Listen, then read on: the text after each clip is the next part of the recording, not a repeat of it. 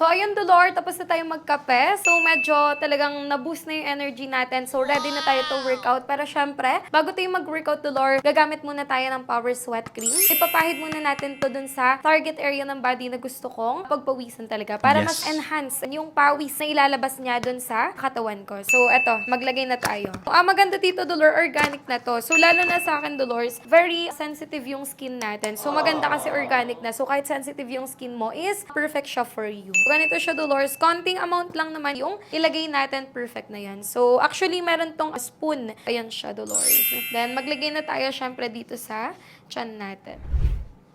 Para mas enhance talaga yung pawis na ilalabas ng katawan natin. So, maganda to, Dolores. Si Power Sweat Cream has. A-feel nyo na rin to.